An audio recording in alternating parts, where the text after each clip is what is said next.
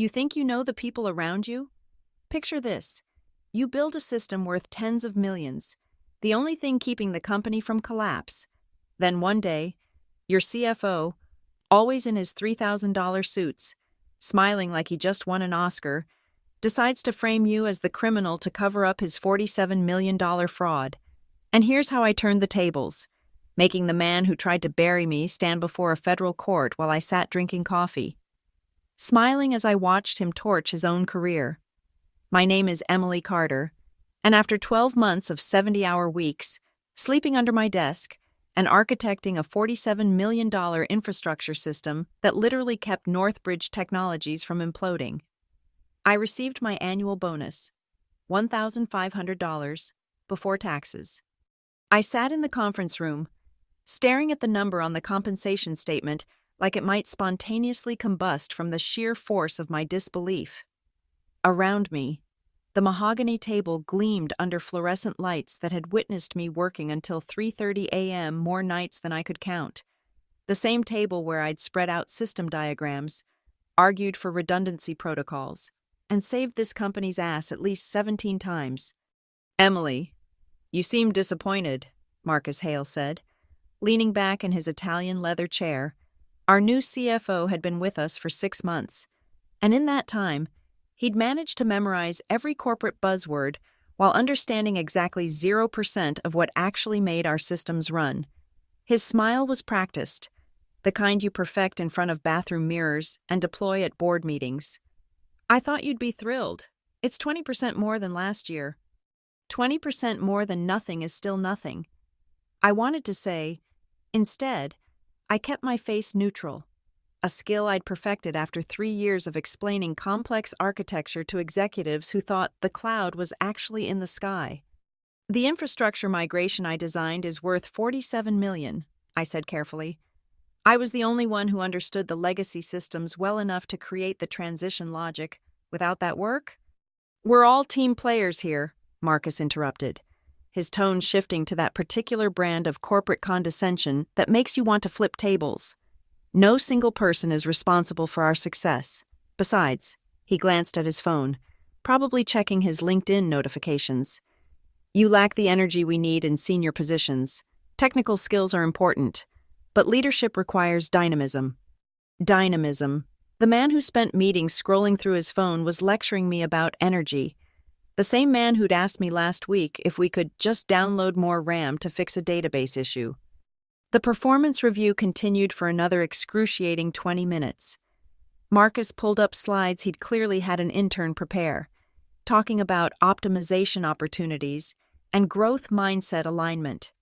When he reached the slide about executive presence, complete with a stock photo of people in suits pointing at charts, something inside me crystallized into cold, hard clarity. This wasn't incompetence. This was deliberate. I'd seen the signs but ignored them, too buried in code to pay attention to the politics. The way Marcus had slowly pushed out the senior engineers who questioned him, how he'd restructured reporting so all technical documentation went through him first, the mysterious delays in my promotion packet that somehow kept getting lost. "One more thing," Marcus said as I stood to leave. "I need you to remove those risk warnings from the migration report. They're unnecessarily alarmist and might concern the board." "Those warnings are critical," I said. "Without proper compliance checks, we could—" "Emily," his smile tightened, "I'm not asking. Clean it up. We need to show maximum velocity, minimum friction. The board wants to see growth, not problems." I nodded, gathering my pathetic compensation statement. "I'll revise the report." "Good. Have it to me by end of day." Walking back to my desk, past the ping-pong table no one ever used, and the motivational posters about synergy, I made a decision. Marcus Hale thought he was playing chess while I was playing checkers. He thought wrong. I would revise that report. All right, but I'd also create a second version, the real one, with every single risk documented, dated, and digitally signed, and I'd make sure it found its way to people who actually gave a damn about compliance. Marcus wanted to play games? Fine, but he'd just made a critical error. He'd underestimated the woman who built the very system he was standing on. And unlike him, I actually understood how it worked. And more importantly, I knew exactly how to make it stop working for him. The beauty of working with executives who don't read technical documentation is that they'll sign anything that looks sufficiently complex. Marcus Hale was about to learn this lesson the hard way. I spent the next 3 weeks crafting my masterpiece, not in code, but in legal compliance. While Marcus was busy glad-handing board members and posting thought leadership drivel on LinkedIn, I was threading a perfectly legitimate trap through our system architecture. The key was Clause 7.4b in our internal intellectual property guidelines, a dusty piece of legalese that nobody had looked at since 2019.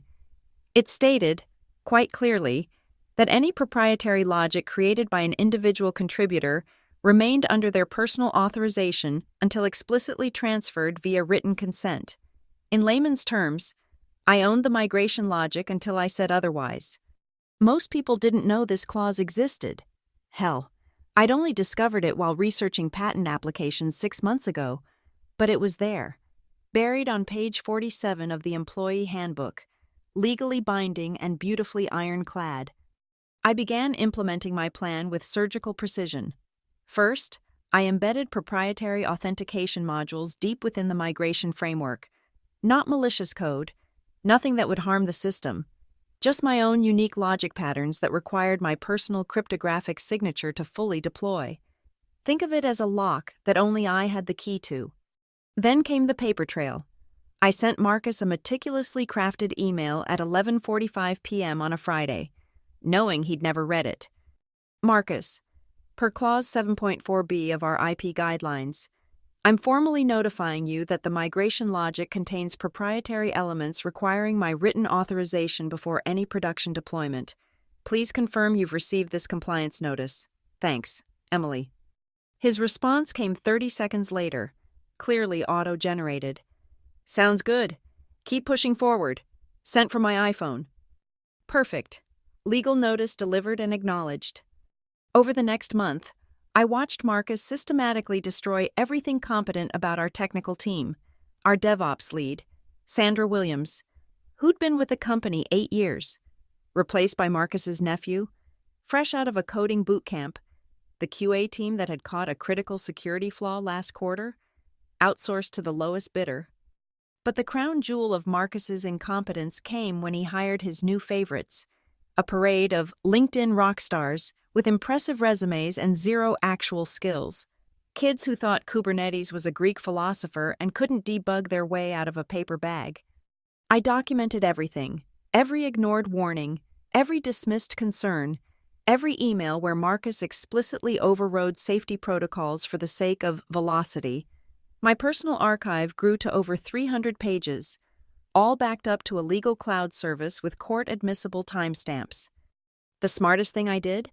I created a physical binder, old school, printed on paper, containing the full system documentation with one crucial addition on every single page, in the footer, in tiny but legally sufficient print. Proprietary logic property of Emily Carter. Deployment requires written authorization per Clause 7.4b. I left this binder in the secure documentation room, the one place Marcus would never look because it required actual reading, but I made sure Diana Blake, our head of legal, knew exactly where it was. Diana was old school, a 40-year veteran who actually read contracts and took compliance seriously. Interesting reading material in the doc room, I mentioned casually during a coffee break. Diana raised an eyebrow. Oh? Just some technical documentation. Page 73 is particularly fascinating, hypothetically speaking. She gave me a long look. Hypothetically speaking, I might need some light reading this weekend. 2 days later, Diana stopped by my desk. Emily, that documentation is very thorough, very legally thorough. I believe in comprehensive record-keeping. As you should, she paused.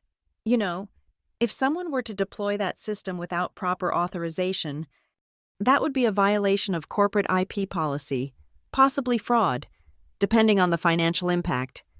Diana smiled, the kind of smile sharks probably share when they spot a wounded seal. Indeed it would. Indeed it would. The trap was set. Marcus thought he was building his empire on top of my work. What he didn't realize was that I'd built the foundation with a detonator switch, and I was the only one holding the trigger. And the beautiful part? Everything I'd done was completely legal, completely within policy, and completely invisible to anyone who didn't actually read the documentation. Marcus's days were numbered. He just didn't know it yet. Marcus's masterstroke of incompetence arrived in the form of Riley Quinn, a 25-year-old project manager whose previous experience consisted entirely of running Instagram campaigns for a failed startup. Riley strutted into our office on a Monday morning wearing designer sneakers and carrying a MacBook covered in startup stickers, ready to revolutionize our workflow. "Team, meet your new project lead for the migration deployment," Marcus announced, beaming like he'd just discovered fire. Riley comes to us with fresh perspectives on agile transformation. I watched our remaining senior developers exchange glances.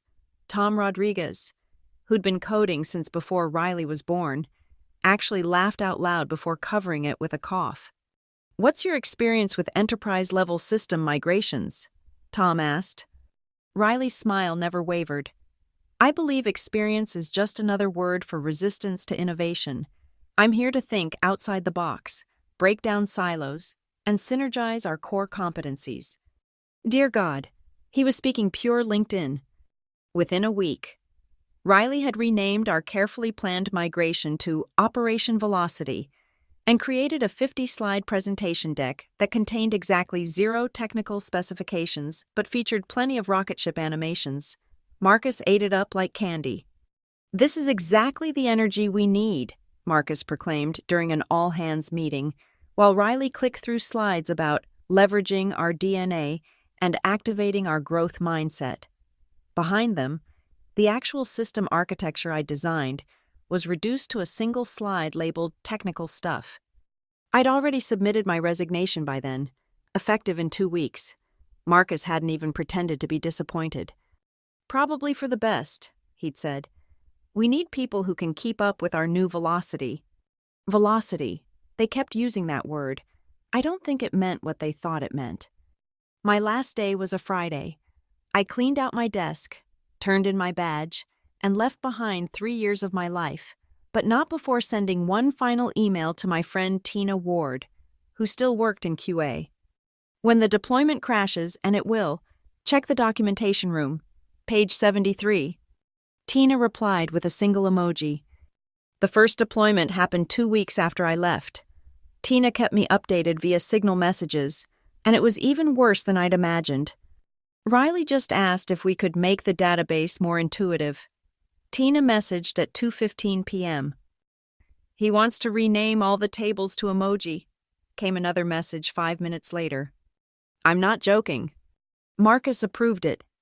Tom just quit on the spot. The deployment went exactly as expected. Within 6 hours, the sandbox environment was corrupted. API calls were timing out. The QA dashboard looked like a Christmas tree, if Christmas trees were on fire and screaming. "Riley's solution?" Tina messaged. "He wants to pivot to a blockchain solution." "For a database migration?" He doesn't know what either of those words mean. But the best part came when Marcus held an emergency meeting to address the minor technical hiccups. "This is just legacy code resistance," Marcus announced, according to Tina's play-by-play. "Emily's old architecture is holding us back. We need to completely reimagine our approach." My old architecture, the one currently processing 17 million transactions daily without a single error, that architecture. Riley's creating a new framework, Tina continued. He's calling it Velocity Stack. What is it? Nobody knows, including Riley. Over the next month, I watched from afar as Marcus and Riley burned through $3 million in consultant fees, crashed the system 4 more times, and somehow convinced the board that they were disrupting traditional deployment paradigms.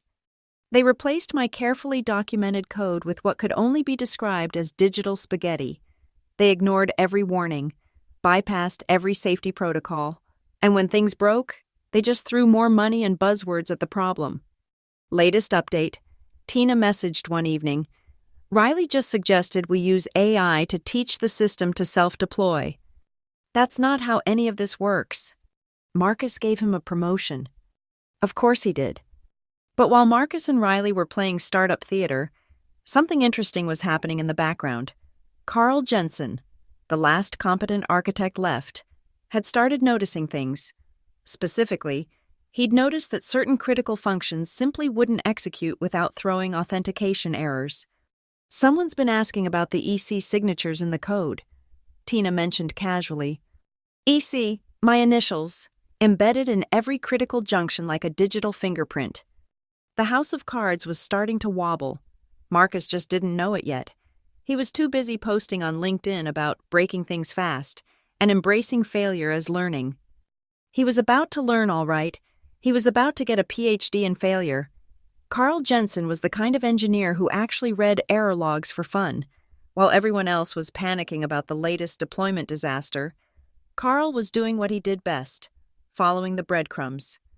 Tina, what does EC stand for? He asked one afternoon, according to my inside source. Tina played dumb.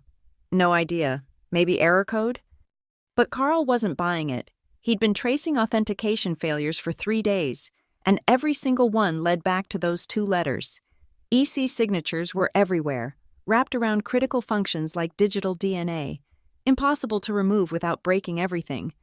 At 9:45 p.m. on a Tuesday, Carl made the discovery that would change everything. He was digging through the secure documentation room, looking for legacy system specs, when he found my binder, 86 pages of meticulously detailed architecture, complete with flowcharts, dependency maps, and one very interesting footer on every single page. Holy shit, Carl muttered. According to the security footage Tina later described to me, he sat there for 2 hours, reading every page, cross-referencing with the actual code. The more he read, the more his expression shifted from confusion to understanding to something approaching awe. The next morning, Carl went straight to Diana Blake's office, binder in hand. "We have a problem," he said, dropping the documentation on her desk. Diana, who'd been waiting for this moment for 2 months, put on her reading glasses with theatrical slowness. "Oh? This entire migration system, the $47 million infrastructure we're deploying, it's all proprietary code belonging to Emily Carter." "Is that so?" Diana's poker face was legendary. "Look at this." Carl flipped to page 73, the compliance section. Clause 7.4b. She owns the logic. We can't deploy without her written authorization. Diana leaned back in her chair. "And have we obtained such authorization?" "I've searched everywhere. Email records, contracts, sign-offs, nothing." "Interesting." Diana picked up her phone. "I need to make some calls." Within an hour, Diana had assembled what Tina described as a legal SWAT team. 3 lawyers from corporate, 2 from compliance, and 1 very nervous-looking Riley Quinn. "Can someone explain why we're deploying proprietary code without authorization?" Diana asked the room. Riley, sweating through his vintage band t-shirt, attempted to respond. "We're just iterating on existing architecture." "That's not how intellectual property works," Diana cut him off. "Where's Marcus?" "Board meeting," someone offered. "Get him, now." While they waited for Marcus, Carl presented his findings. The EC signatures weren't just scattered randomly, they were strategically placed at every critical junction. Remove them, and the system wouldn't just fail, it would catastrophically implode. "It's actually brilliant," Carl admitted. "She didn't sabotage anything. She just made sure the system couldn't fully function without her explicit permission. It's like she built a Ferrari and kept the keys." Marcus arrived 20 minutes later, all false confidence and practiced smiles. "What's this about?" "I have a board presentation in an hour." Diana slid the binder across the table. "Page 73. Marcus barely glanced at it. "I don't have time for technical documentation." "Make time." Diana's voice could have frozen helium. "Because right now, we're deploying $47 million worth of stolen intellectual property." The color drained from Marcus's face. "That's ridiculous. Emily was an employee. We own everything she created. Not according to Clause 7.4b. Diana pulled up the employee handbook on her laptop. And definitely not according to this email trail where Emily explicitly notified you about the proprietary nature of her code. She turned the laptop around. There it was, my 11:45 p.m. email. Marcus's dismissive response glowing on the screen. You acknowledged receipt, Diana continued. You were informed, and you proceeded anyway. The room went silent. Even Riley had stopped trying to look confident. Furthermore, Diana added, I've discovered some interesting discrepancies in the deployment budget. Payments to vendors that don't exist. Services that were never rendered. Would you like to explain where that $47 million actually went, Marcus? Marcus stood up. This is a witch hunt. I'm calling my lawyer. Please do. Diana smiled. In fact, I insist on it, because Emily Carter's legal team just sent us a very interesting letter. She pulled out a single sheet of paper, the opening shot of my legal bombardment. They're requesting confirmation of whether we've deployed her proprietary code. They're also asking about the budget allocations. And Marcus? Diana's smile turned predatory. They seem to have documentation we don't, lots of it. Carl looked between Diana and the binder. She planned this whole thing, didn't she? Diana said nothing, but her smile widened just a fraction. She knew Marcus would ignore the warnings, Carl continued, understanding dawning on his face. She knew he'd never read the documentation. She set a perfect trap. I wouldn't know anything about that, Diana said carefully. I only know that we have a serious legal problem. And Marcus, you're at the center of it. Marcus grabbed his phone and stormed out, already dialing frantically. Riley looked around the room like a lost puppy. So, should I continue with Operation Velocity? The entire room turned to stare at him. I'll take that as a no. The fire drill happened on a Thursday at 2:30 p.m. Everyone knew the drill. Grab your stuff, file out orderly, stand in the parking lot for 10 minutes while building management checked boxes. Except this time, Carl Jensen had other plans. He walked calmly to the center of the open office, placed the 86-page binder on the empty ping-pong table, and opened it to the legal compliance section. Then, with the deliberate precision of a conductor before a symphony, he clapped 3 times. Loud, sharp, commanding. The entire office froze. Even people heading for the exit stopped and turned. Before we evacuate, Carl announced, his voice carrying across the Cube farm, everyone should know that we're currently committing corporate fraud. You could have heard a pin drop, or Marcus's career imploding, which was roughly the same volume. Carl continued, this binder contains proof that our $47 million system deployment is using proprietary code without authorization. Every deployment we've made is illegal. Every single one. Marcus, who'd been by the elevator, pushed through the crowd. Carl, this is highly inappropriate. What's inappropriate? Carl interrupted. Is you hiding massive budget fraud behind a stolen system? The fire alarm was still blaring, but nobody moved. 200 employees stood frozen, watching the corporate equivalent of a public execution. That's enough, Marcus shouted, his face red. Everyone out! This is a fire drill! But Carl wasn't done. He picked up the binder and held it high. Emily Carter built this system. She owns it, and Marcus knew it. Tina, recording everything on her phone, later told me the moment was electric.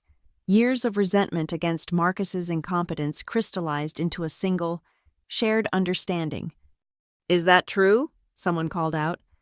Check page 73, Carl replied, setting the binder back down. It's all there. The documentation Marcus never wanted you to see. The crowd surged forward. Marcus tried to grab the binder, but Diana Blake materialized beside it like a legal guardian angel. This is evidence, she said quietly. Touch it, and I'll have security escort you out. The fire drill was forgotten. People gathered around the ping-pong table, reading over each other's shoulders, taking photos of pages. The murmur grew to a roar as they realized the scope of what they were seeing. Wait, Sandra Williams, the DevOps lead, Marcus had pushed out, called from the back. I still have my access. Let me check something. She pulled out her laptop right there in the middle of the office and connected to the deployment logs. Jesus Christ, she breathed. Every single deployment in the last 2 months triggered EC authentication warnings. They've been overriding them manually. That's a violation of SOC 2 compliance. Someone from audit gasped. That's a violation of everything, Carl corrected. Marcus's phone rang. He looked at the screen and went pale. The board. Everyone back to work, he stammered. This is being handled internally. Internally? Carl laughed. You mean like how you handled the missing $47 million internally? The crowd gasped. This was new information for most of them. What missing money?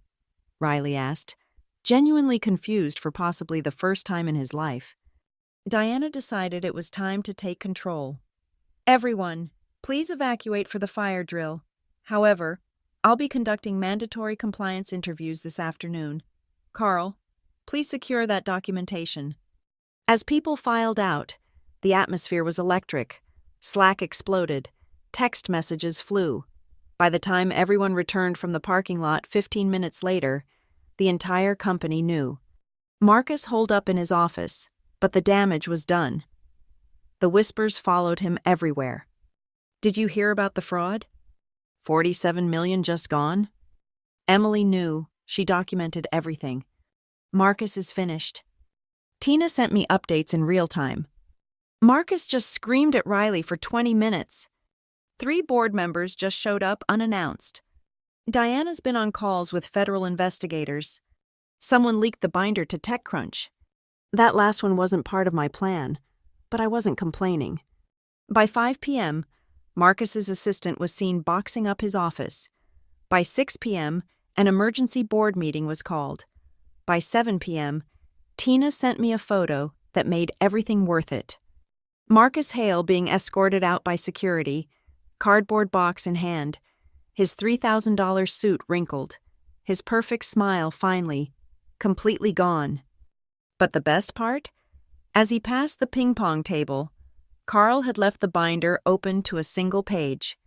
Page 1, with my original design specifications and a single line highlighted in yellow. System architect and sole creator, Emily Carter. The king was dead, and everyone knew who had killed him. My lawyer, Catherine Ross, was the kind of attorney who made opposing counsel nervous just by walking into a room. She'd spent 15 years dismantling corporate fraud cases, and when I'd approached her with my documentation, she'd actually laughed with delight.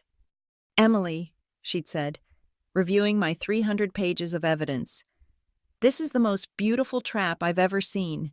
It's completely legal, ethically sound, and absolutely devastating. The letter she crafted was a masterpiece of legal precision. 3 paragraphs, 112 words, each one a surgical strike. She sent it at 9 a.m. on a Monday, simultaneously to the board of directors, the general counsel, the SEC compliance department, and Marcus Hale personally. Paragraph 1 referenced Clause 7.4b and established my ownership of the proprietary logic. Simple, factual, undeniable. Paragraph 2 noted that I had not provided written authorization for the deployment of my intellectual property and requested confirmation of whether such deployment had occurred. Paragraph 3 was the kill shot. It requested clarification on the $47 million budget allocation, noting discrepancies in public filings that may require regulatory review. 12 minutes. That's how long it took for my phone to explode. Diana Blake called first. Emily, the general counsel wants to speak with you immediately.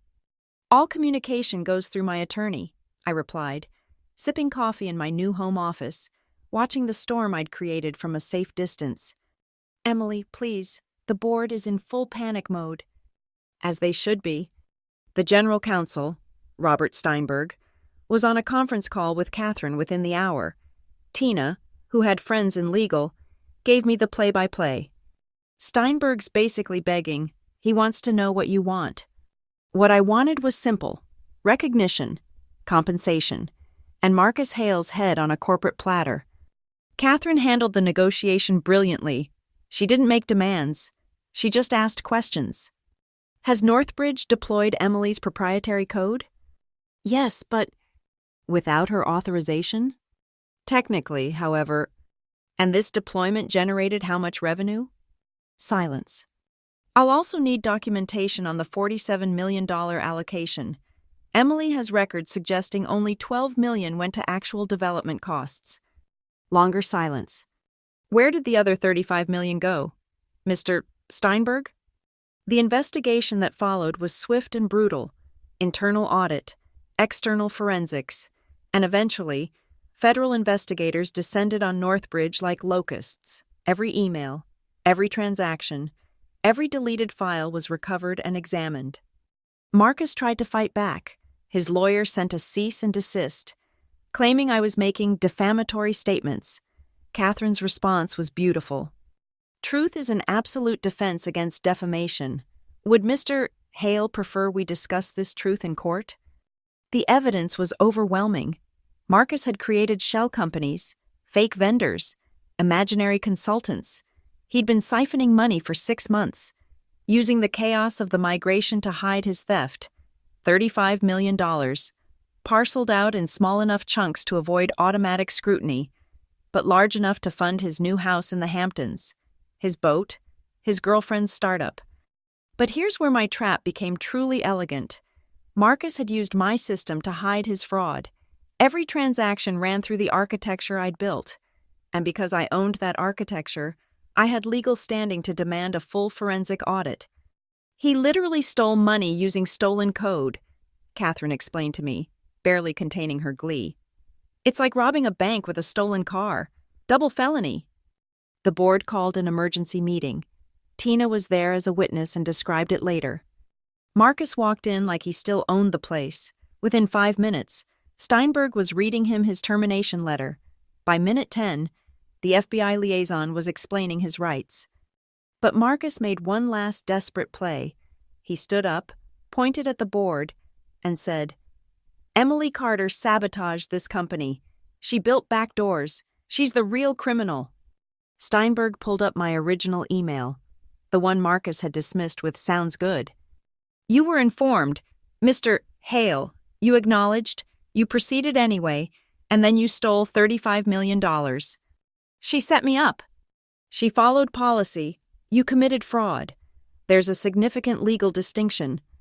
The FBI arrested Marcus 2 days later at 6:15 a.m. Tina sent me the news alert, and I'll admit, I smiled. The headline was perfect. Tech CFO arrested in 47-law fraud scheme, illegal IP deployment. But the letter Catherine sent that morning wasn't just about destroying Marcus. It was about rebuilding Emily. The settlement negotiations that followed were swift. Northbridge needed my authorization to continue using the system.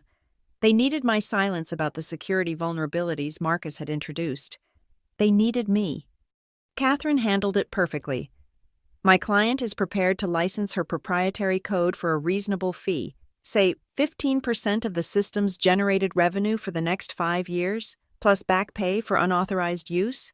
They agreed within 48 hours.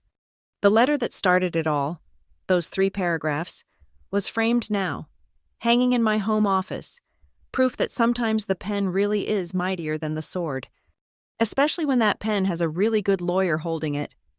The federal courthouse in Lower Manhattan was a monument to intimidation, all marble columns and soaring ceilings designed to make you feel small. But sitting in the witness chair, watching Marcus Hale sweat through his expensive suit, I felt 10 feet tall. The prosecution had spent 3 days laying out their case, financial records, email trails, forensic accounting that traced every dollar of the $35 million Marcus had stolen. The shell companies had names like Velocity Consulting and Innovative Solutions LLC, corporate nothing burgers that existed only to cash Northbridge checks. When they called me to testify, Marcus's lawyer tried to paint me as a disgruntled employee seeking revenge. He was a sharp dresser with sharper words, the kind of attorney who usually got white-collar criminals reduced sentences. "Ms. Carter," he began, "isn't it true you were terminated from Northbridge Technologies?" I resigned, I corrected. The documentation shows that clearly. After receiving a poor performance review? After receiving a $1,500 bonus for building a $47 million system, a few jurors shifted in their seats. Good. You seem bitter about that. I was disappointed by the lack of recognition, but I followed every legal protocol. By embedding traps in the code? Catherine had prepared me for this. I turned slightly toward the jury, making eye contact with a woman in the front row who looked like she'd worked corporate jobs her whole life. I embedded authentication signatures to protect my intellectual property, as was my right under Clause 7.4b of Northbridge's own policy. It's like signing your artwork. Completely legal, completely transparent. I even notified Mr. Hale in writing. The prosecutor stood up. I'd like to enter Exhibit 47 into evidence. On the screen appeared my 11:45 p.m. email to Marcus, clear, professional, explicit about the proprietary nature of the code, and below it, Marcus's dismissive response. Ms. Carter, the prosecutor continued, what happened after you sent this notification? Mr. Hale ignored it and deployed the system anyway. Without your authorization? Correct. And then what happened? This was the moment. I looked directly at Marcus. He used my system, the one he stole, to hide his embezzlement. He ran fraudulent transactions through architecture I built, thinking the complexity would hide his theft. Marcus's face went red. His lawyer objected, but the judge overruled. How do you know this? Because I designed every pathway in that system. I know where every dollar flows, how every transaction routes. When the forensic audit was performed, using my documentation, the fraud became obvious. The prosecutor pulled up a flowchart on the screen. My original system design overlaid with the fraudulent transactions highlighted in red. It looked like a circulatory system infected with poison. Mr. Hale created 17 shell companies, I explained, walking the jury through the chart. Each one submitted invoices for services never rendered. The money would enter here, bounce through 3 dummy accounts, and exit here, to accounts controlled by Mr. Hale. Objection, Marcus's lawyer shouted. Ms. Carter is not a forensic accountant. But she is the architect of the system in question, the judge replied. She's uniquely qualified to explain how it was misused, overruled. The killing blow came when the prosecutor asked about the budget. Ms. Carter, what should the migration have cost? Based on my original estimates, $12 million, including generous contingencies. And how much did Mr. Hale claim it cost? $47 million. Where did the other $35 million go? I pointed at Marcus. Ask him about his house in the Hamptons, the one he bought with cash 6 weeks after the deployment started. Marcus's lawyer made one last desperate attempt during cross-examination. Ms. Carter, if you suspected fraud, why didn't you report it immediately? I did. I documented every concern, every warning, every violation. I sent them to Mr.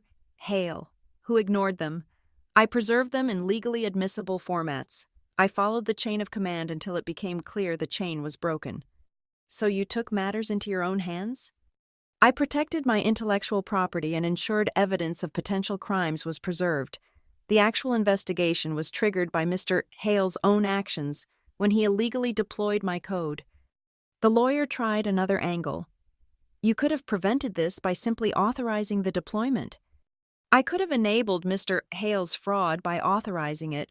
Yes, I chose not to become an accomplice. The jury deliberated for 6 hours. When they returned, the foreman stood and read the verdict. On 35 counts of wire fraud, we find the defendant guilty. On 18 counts of money laundering, we find the defendant guilty. On 1 count of intellectual property theft, we find the defendant guilty. Marcus collapsed in his chair. His wife, sitting in the gallery, walked out before the judge even finished reading the counts. During sentencing 2 weeks later, the judge was brutal. Mr. Hale, you didn't just steal money. You betrayed the trust of employees, shareholders, and the board.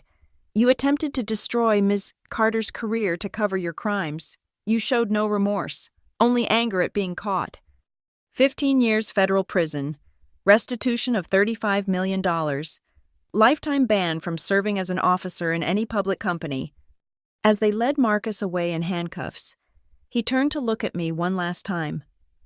I met his gaze steadily, thinking of that performance review where he'd called me lacking in energy. Turns out I had plenty of energy. I'd just been saving it for something worthwhile. Like destroying him. The New York Times ran the story on page 1 of the business section. CFO sentenced to 15 years in landmark fraud case. They called it the most elegant corporate trap ever documented.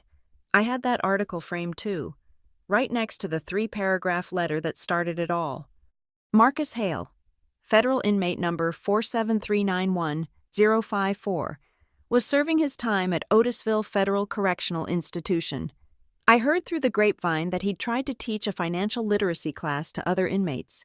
They laughed him out of the room. His CPA license was permanently revoked.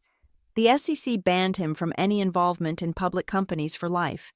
His assets were frozen, his Hamptons house auctioned, his boat seized. His wife divorced him and took what little remained. Even his LinkedIn profile, once full of thought leadership garbage, had been deleted. Riley Quinn disappeared into obscurity, his Operation Velocity becoming a cautionary tale taught in business schools about what happens when incompetence meets fraud. Last I heard, he was working at his dad's car dealership in New Jersey. As for Northbridge Technologies, they survived, barely. The board cleaned house, brought in competent leadership, and paid me handsomely for the licensing rights to my system. The quarterly checks were substantial enough that I'd never have to work for another Marcus Hale again. I started my own consulting firm, specializing in compliance and intellectual property protection. My first client? Diana Blake's new company, where she'd become CEO. She hired me to review all their technical documentation. "I want everything ironclad," she said. "Marcus Hale-proof." Carl Jensen became Northbridge's new CTO. His first act was to institute mandatory documentation reviews and actual technical competency requirements for leadership positions. He kept my binder in a glass case in his office with a plaque. "Read the documentation." Tina Ward got promoted 3 times in 6 months, eventually becoming head of quality assurance. She sent me a photo of her new office, which had a perfect view of the parking lot where Marcus had been arrested. But the sweetest moment came exactly 1 year after the trial. I was sitting in my favorite coffee shop at 8:30 a.m., reviewing contracts for a new client. When my phone buzzed, it was a news alert. Disgraced tech executive Marcus Hale loses appeal. Must serve full sentence.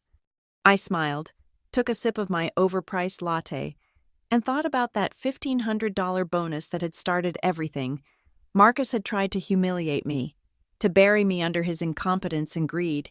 He'd thought I was just another engineer he could step on while climbing his corporate ladder. He'd learned the hard way that engineers don't just build systems, we build contingencies. We document everything. We plan for failures, especially human ones. The best revenge isn't served cold. It's served with comprehensive documentation, legal precedent, and federal prosecution. It's watching the person who tried to destroy you destroy themselves with their own greed. It's knowing that every morning for the next 15 years, Marcus Hale wakes up in a federal cell, remembering the woman he underestimated. Some people asked if I felt guilty about what happened to Marcus. The answer was simple. He had every opportunity to do the right thing. Read the documentation, follow the law, pay people fairly, respect the work. He chose not to.